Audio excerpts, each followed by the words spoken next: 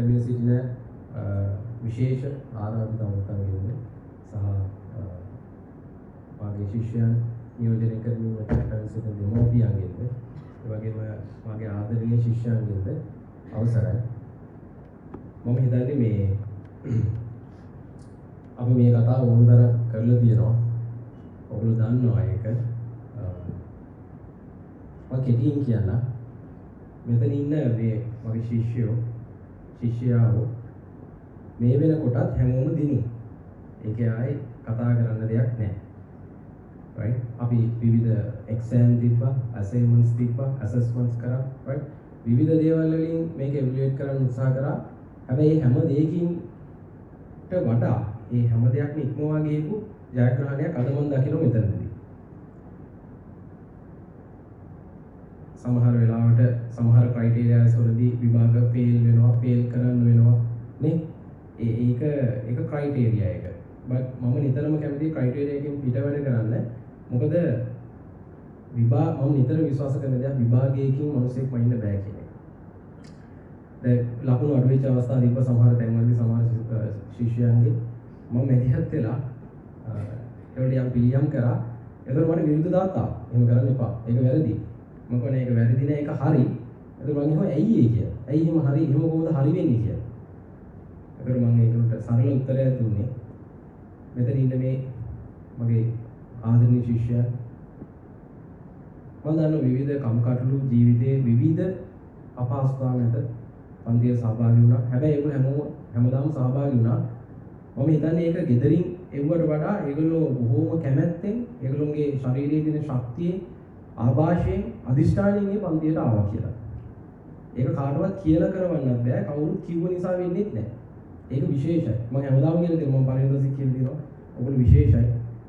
එතකොට යාපනයේ ත්‍රිකුණාමලයේ මම හිතන්නේ රටේ නන්දෙසි සමහර වෙලාවට ළමයි ඊයේ රෑ මට කෝල් කරන සමහර වෙලාවට මම පහුවෙන්දා රාත්‍රියේ ආහාර ගන්නකොට රෑ 9ට විතර සර් මම කෝච්චියේ නගිනවා සර් මම බස් එකේ නගිනවා අපි පන්තියේ තියනවා නේද මොකද පෝස්ට්මෝර්ටම් එකක් නැහැ නේද කියලා. මම අහනවා ඔබ ඊයේ දාන්නේ. ඔව් සර් ඊයේ දාගෙන ඉන්නේ. මම අහනවා කොහොමද ආවේ? නෑ සර් මේ කෝච්චියේ පත්තර කොලියක් දාලා පොඩ්ඩක් නිදාගෙන ඇවිල්ලා පාන්දර 5ට කොටුවට එනවා. පාන්දර 5 කොටුවේ පොදු වැසිකිළියෙන් මුණකට හොද ගන්නවා, ඇඳුම්මාරු කර ගන්නවා. කරලා ඒත් වෙලා වැඩි නම් නාවල පාකේට ගිහින් හරි ඉඳලා පන්තියට එනවා කියලා. මං අහන්නේ එහෙම කෙනෙක්ව මං කොහොමද ෆේල් කරන්නේ කියලා. මං කියන්නේ ඒගොල්ලෝ දැනටමත් දිනලා ඉවරයි. ඒ ජයග්‍රහණය කාටවත් ගන්නවත් කාටවත් දෙන්නවත් අයිති කරගන්නවත් බෑ. ඒක තමයි ලැබු ජයග්‍රහණය. ඒක තමයි සැබෑ ජයග්‍රහණය. විභාගයකට වඩා මම හිතන්නේ. ඉතින් හරිම දක්ෂ සමහර වෙලාවට මම කවදාකවත් කිසිම දරුවෙක්ව කිසිම කෙනෙක්ව අව탁සිරු කරන්නේ නැහැ. ඒ අව탁සිරු නොකරන්නේ මගේ ජීවිතේ මට තියෙන අත්දැකීම එක.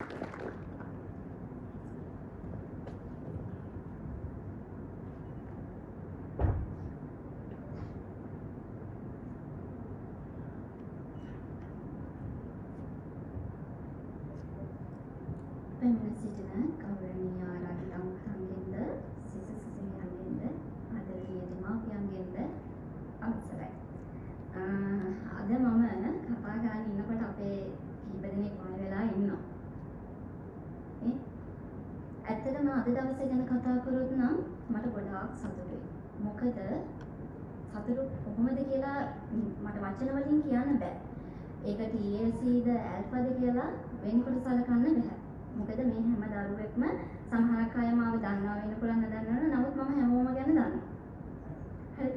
එතකොට මේ ගමනාන්තය අපේ මේ එන ඇකඩමියකට ඇතුල් වෙන තැන ඉඳන් අද මම දකින ඒ දැක්ක දරුවන්ව නෙමෙයි මම මේ අද දකින්නේ.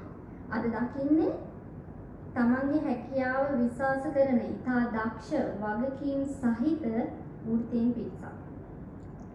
එතකොට ඕගලන් ආවේ මේ සරල ගමනක් නෙවෙයි. ඕගලන් ඒකේ තියෙන්න පුළුවන් ඕගලන්ගේ වේදනාත්මක අත්විඳීම්, දුක්ඛම් කඩලු, සමහරක් වෙලාවට මේවා අත්හරින්න ඕනි කියලා හිතන අවස්ථාවල් තියෙන්න පුළුවන්. බාධක තියෙන්න පුළුවන්.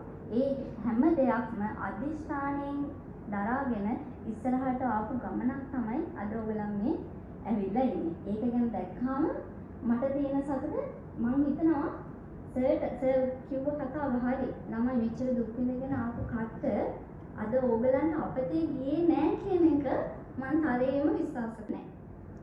හැබැයි මට එක දෙයක් ඕගලන්ට මේ කතාවට එකතු කරන්න පුළුවන්. ඕගලන්ගේ ජීවිතේ ඕගලන් අදහන ඕගලන් අනුගමනය කරන චරිත දැවැන්ත චරිතයක් තියෙන පුළුවන් ඕගලන්. මම අන්න අරයා වගේ වෙනවා. මම මේ කෙනා වගේ දියුණු වෙනවා. මම මේ කෙනා වගේ සල්ලි හම්බ කරනවා. මම මෙන්න මේ තැනට යනවා කියන හීනයක් ඔයාලගේ තුල ඇති. හැබැයි මම මේ කතාවට තව පොඩි දෙයක් එකතු කරනවා. ඒ තමයි ඔයාලා මේ දැවැන්ත චරිත දැක්කට ඒ චරිත එතනට එන්න විඳපු දුක දකින්නේ නේද? ඔයගලන් හිතනවා මෙයා ව්‍යාපාරයක් පටන් අරගෙන මෙයා දියුණු වුණාම මේගොල්ලන්ගේ ව්‍යාපාරය අපිත් පටන් ගත්තොත් අපිටත් දියුණු වෙන්න පුළුවන් කියලා. අපිටත් ඉක්මනට මේ සල්ලි හම්බ කරන්න පුළුවන්, හොඳ තැනකට යන්න පුළුවන්, හොඳ නාමයක් හදාගන්න පුළුවන්, හොඳ බ්‍රෑන්ඩ් එකක් හදාගන්න පුළුවන් කියලා හිතනවා. හැබැයි ඒ චරිත ඇතුලේ ඒ තැනට එන්න විඳපු දුක ඕගලන් පොඩ්ඩක් හොයලා බලන්න.